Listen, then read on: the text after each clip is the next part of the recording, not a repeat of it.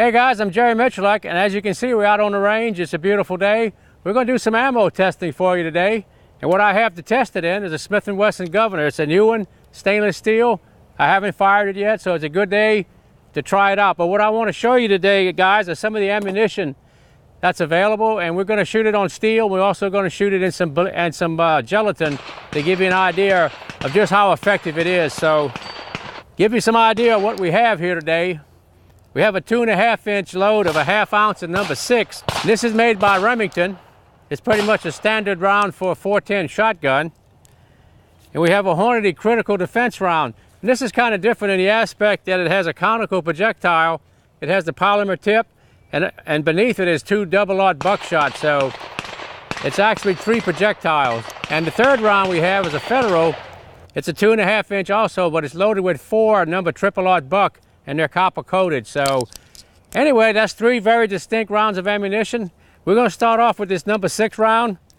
And one thing I want to caution you guys, if you have a .410 revolver, this ammunition is not specifically made for a revolver. So if you're going to shoot this, you might want to shoot a lot of it in your handgun to see how it acts, if you can extract it, if it's a good round for what you intend it to be.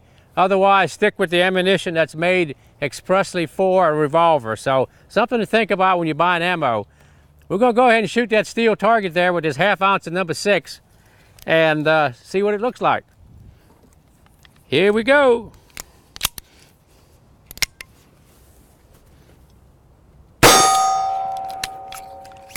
As you can see, guys, it covered a pretty good area. And this is about 5 yards, which I consider the useful distance of something like this. So that's a 1/2 ounce of number 6.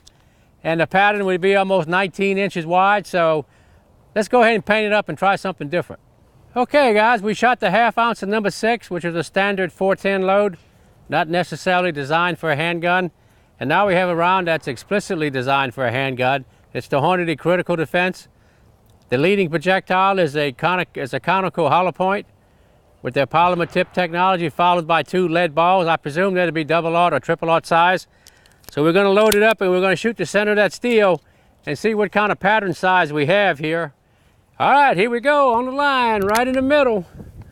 Here we go. Yow!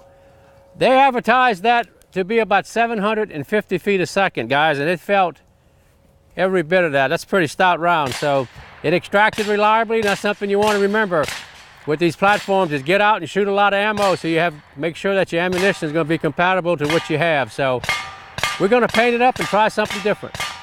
Okay, the third round of ammo is the Federal. This is going to be 4 triple-aught buckshot in a 2.5-inch, and they advertise on the box it's 850 feet a second. So we're going to go ahead and shoot it on that steel, see what kind of group size we have at 5 yards. Eyes and ears. Here we go.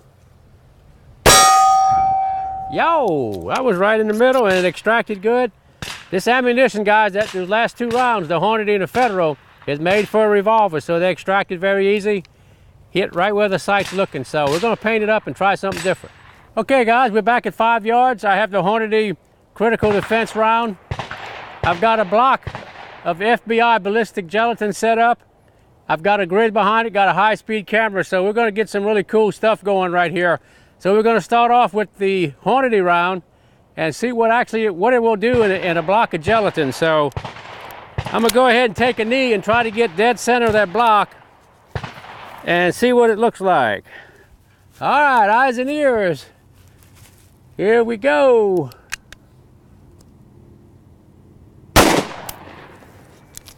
And there it is. Let's take a look at it. Okay, guys, we're at 5 yards, which is pretty much I would consider a standard distance for something like this to be used. And you can look at the entry on the block.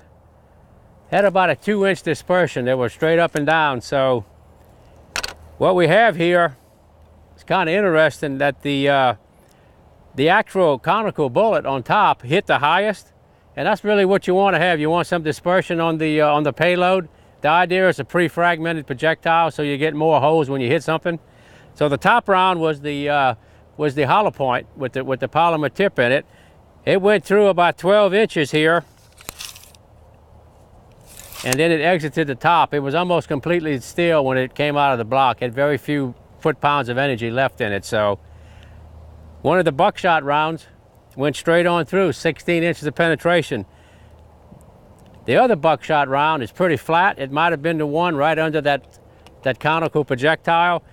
It's flat as a washer, and it stopped in about 9.5 inches of penetration. So all that good stuff happened, guys, at 750 feet a second, what it's rated for in a carton. I haven't chronographed it, but it's a pretty interesting performance. Okay, we're going to try another performance test. We have the Federal ammunition. It's got 4 triple-aught buck in it. They're copper-plated. We took our ballistic gel and turned it around. That might skew the results a little bit, but we want to see what kind of dispersion we have going in and what kind of penetration we have. So let's go ahead and make that happen. Eyes and ears. All right, on the line, going hot.